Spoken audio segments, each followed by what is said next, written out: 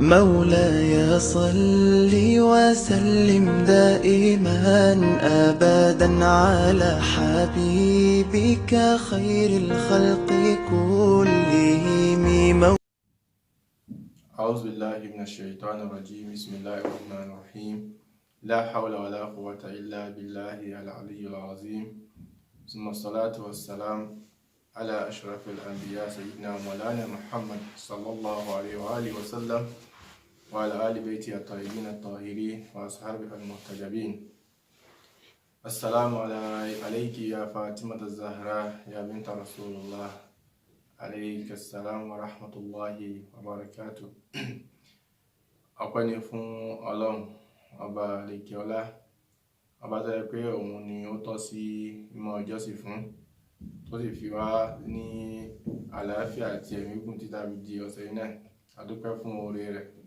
Ìkẹ́ Ọlọ́run kó máa bá Ànábì àtàwọn ará Ànábì wa Muhammad àtàwọn sàhábà àtàwọn ẹni ire tí wọ́n ti lọ. Àfáwà Ọlọ́run jẹ́ kí a rí wọn pẹ́ ẹ̀mí gbàtàlá bá ṣe fún wọn. A kí ẹ̀yin olùgbọ́ pẹ̀lú gbólóhùn Ọlọ́run. Assalamu alaikum wa rahmatullahi wa barakatuh. Tí a bá gbàgbé níbi tí a bá ọ̀rọ̀ dé, òun ni nǹkan tó ní ṣe pẹ̀lú àkọ́kọ́ òfin tí Ọlọ́run ọba tí ó sọ fún wa nínú Al-Qur'ani Karim pé tó àtàbá ń tẹ̀lé ayé ó fi gúrégé dáadáa. Òun náà ní pé ká mọ kí ni hádàfù dídá wa, kí ló dé tọ́lọ́run máa fi dá ayé. Ti sọ fún wa last week nítorí ká bá lè jọ́sìn fún Ọlọ́run ọba ni.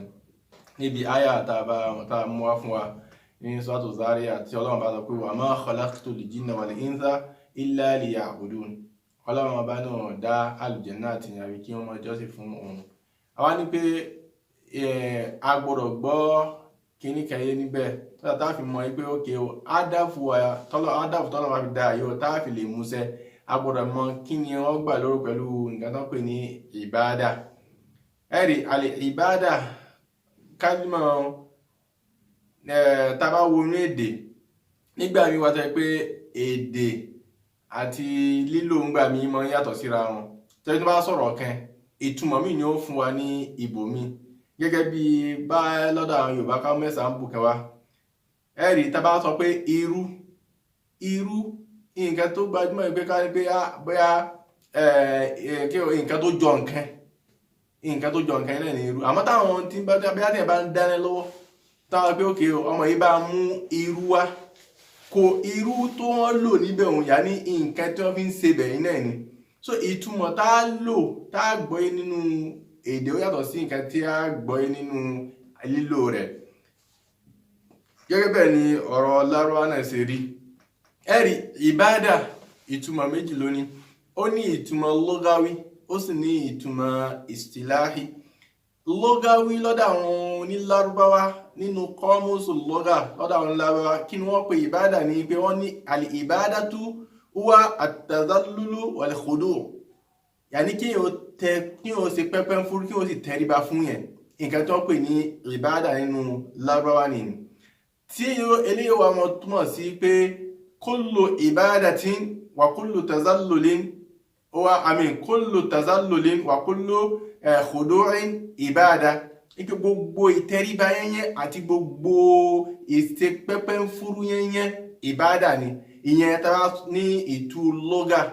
Bọ̀ nínú ẹ̀sìn Islam kí ni a ń pè ní ìbádà?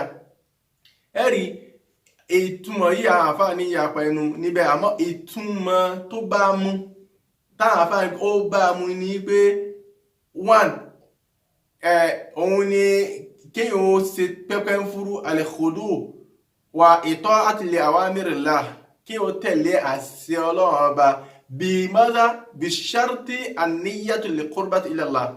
Ó gbọ́dọ̀ ní májẹ̀mú nínú pé a fẹ́ fi súnmọ́ Ọlọ́run ọba nínú. Gbogbo iṣẹ́ rẹ̀ mí yẹnyẹ́ tẹ́wà lè máa ṣe ní fún yẹn ni tí ò bá sí kúrúbà níbẹ̀ ìyẹn ò kí ń ṣe ìbádà. Láfi rí pé lílo kálímà ìbádà gangan fún ara rẹ̀ nínú Al-Qur'ani Karim oríṣiríṣi ọ̀nà ló gbà wá. Kìí ṣe pé bí ó ṣe wá nínú Al-Qur'ani ó wá túmọ̀ pé ìtumọ̀ kan ni ó ní. Ibùbọ̀ láti gbọ́ eléyìí ẹ já lọ wo inú al-Qur'an al-Karim ká wo bó ni Ọlọ́run bá ṣe lo kálímà ìbádà. Àkọ́kọ́ lílo kọ́lọ́run bá lo kálímà ìbádà, Ọlọ́run bá lo ní túmọ̀ àtọ́-àtú yàní ìtẹ̀lé. Ọlọ́run bá lo fún ibi tọ́lọ́run bá ti sọ inú suratu Yasin. Ọlọ́run bá sọ ipe bismillahir rahmanir rahim alam a'adi ilaykum ya bani adam alla ta'budu shaitan. Ọlọ́run bá ní ṣé àti sọ fún yín ni àti gbé àdéhùn pẹ̀lú ẹ̀yin ọmọ bani adam, ẹ̀yin ọmọ ànábì adam, àti sọ fún yín àti má déhùn pẹ̀lú yín pé kí ni alla ta'budu shaitan ipe ẹ gbọ́dọ̀ jọ́sìn fún shaitan. Kálímà ìbádà níbẹ̀ òun kí ló túmọ̀ sí? Yàní àtọ́ra ẹgbẹ́ kẹmọ́ kíni kẹmọ́ tẹ̀lé shaitan, ìtumọ̀ tí ó túmọ̀ nínú ibẹ̀ nínú. So àkọ́kọ́ ẹ̀kejì ń bẹ Ọlọ́run bá lo kálímà ìbádà nínú al-Qur'an al-Karim bí ìtumọ̀ pẹ̀lú al-khudu' wa tazallul ni Ọlọ́run bá lò fún bẹ̀rùn. Masalan tí a bá lọ wo inú suratu Namli, Ọlọ́run bá sọ pé qalu àwọn kèfèrí wọ́n sọ lẹ́nu wọn pé anu'minu li basharayni mislina. Ìgbà tọ́lọ̀ bá rán Ànábì Musa àti Haruna ọ̀rìn lọ sọ́dọ̀ Fìràwọ́nà. So àwọn ìjọ rẹ̀ wọ́n á sọ wípé ìjẹ́ àwọn ọmọ gbàgbọ́ ni anu'minu li basharayni, sáàgbà àwọn ẹ̀dá méjì àgbà wọn gbọ́ ni mísìlò ní àwọn tó pé àwọn tó jọ wá nǹkan kan náà ni wá wa qawmuhuma lana abidun. So àwọn ọjọ́ wọn sì ní abidun náà yàní fún wa o abidun. Ṣé ìtumọ̀ rẹ̀ ní pé wọ́n jọ́sìn fún wa? Láà, ìtumọ̀ rẹ̀ ní pé wa qawmuhuma lana mutadalliluna wa khadi'un yàní wọ́n ń tẹríba fún wa, wọ́n sì kí ni wọ́n sì ń pọ́n wa lé. Ìtumọ̀ ìbádà ní ìbẹ̀wọ̀n nínú. Ìtumọ̀ ìbádà ẹlẹ́kẹta tó wá nínú al-Qur'an al-Karim òun ni ipé Ọlọ́run ìtumọ̀ al-khudu'u binahwi ita'atu lillahi faqat, ipé ìtẹríba ní títẹríba pé èyí ó fi jọ́sìn fún Ọlọ́run ọba lásẹ́ntà ní jọ́sìn fún nǹkankan. Tẹ́bá lọ nínú Suratul Bayyinah, Suratul Bayyinah kí lọ́nà bá sọ níbẹ̀ fánibí wa Muhammad sallallahu alaihi wasallam. Ànábì ní pé wa ma umiru illa liya'budullaha mukhlisina lahu-d-din. Yani al-ibadatu khassatan lillah mukhlisin. Wa ma umiru wọn ò pa mí láṣẹ, wa ma umiru wọn ò pa mí láṣẹ o illa liya'budullah, àyàfi kí n jọ́sìn fún Ọlọ́run ọba. Al-ibada tọ́lẹ́bí sọ mẹ́ òun ni pé kí ni ìbádà kí o sì kí ni kí o jọ́sìn fún Ọlọ́run ọba ni ìjọ́sìn ti yẹn mì níbẹ̀ òun. Láti rí pé ìtumọ̀ lógà táyẹ̀yẹ́ ń tú ìbádà ló fa kámọ́ ṣe takfir, kámọ́ pèrà wọn ní kèfèrí. Àìwò náhíyà mánà ṣẹ̀rẹ̀ ìsìlámì kò òun ló fa kámọ́ gbọ́ ìtumọ̀ ìbádà yẹn mẹ́rin. Tábà fi lè mú pẹ̀lú tààrífù táwọn àfáà tí wọ́n sọ pé gbogbo iṣẹ́ ọmọ ènìyàn àti gbogbo àràkáàdì tó bá ṣe ní ìbádà, tààrífù tí ó ṣe kíni tí ó sọ ẹ̀nù nínú.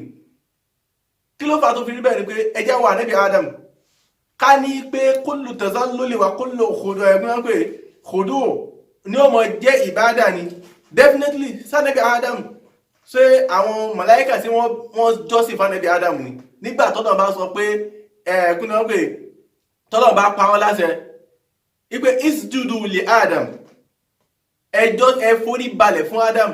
Lára ìforí balẹ̀ ni tazallulu wà kí wọ́n tẹríba, khudu wà kí wọ́n tẹríba. Ṣé àwọn ẹ̀yẹn náà ìjọsìn fọ́lọ́run bá? Ẹ wo ànábì Yakub àti ànábì Yusuf, kí ló ṣe lára àwọn méjèèjì?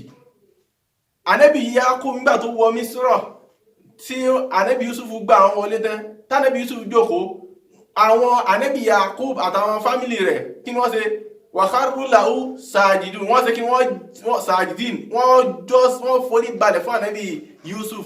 Ṣé ìforíbalẹ̀ àwọn yẹn náà khudu náà ni tazallul náà ni, àmọ́ kí ni laysa bil ibada, kìí ṣe ìjọsìn. Kí ló fà tí òfin kì í ṣe ìjọsìn ni pé al-ibadatu liwajhi illah aw al-ibadatu lillahi faqat la budda minhu kò kí náà pé ó gbọ́dọ̀ ní í ṣe pẹ̀lú ṣáàtù mọ́jẹ̀mú gbọ́dọ̀ wà ń bẹ. Mọ́jẹ̀mú wo ni pé aniyatul qurb,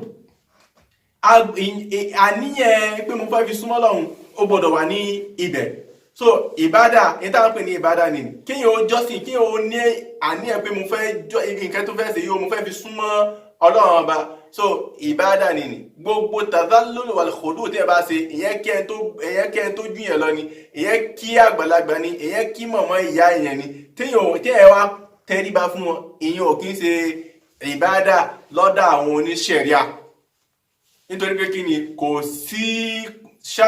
sí àníyàn pé abẹ́sẹ̀ kí ni abẹ́sẹ̀ súnmọ́ Ọlọ́run ọba ń bẹ. So ìbádà tọ́lọ́bá tó wá ń sọ̀rọ̀ fún wa yìí ó wá pín oríṣiríṣi insha Allah. Àkísà irú àwọn ìbádà wọn ní ń bẹ. So a ṣàlàyé eléyìí náà fún wa ní ọ̀sẹ̀ tí ó ń bọ̀ wá, àti orípa wo ni ìbádà ní máa ń ní nínú ìgbésí ayé ọmọ ènìyàn. Gbogbo eléyìí náà lábà sọ ní ọ̀sẹ̀ tó ń bọ̀, níbi tí a rí mọ̀ fún wa ní ọ̀sẹ̀ yìí ni tí Ọlọ́run kó jẹ́ ká ju ọ̀sẹ̀ tó ń bọ̀ lọ. Wassalamu alaikum wa rahmatullahi wa barakatuh.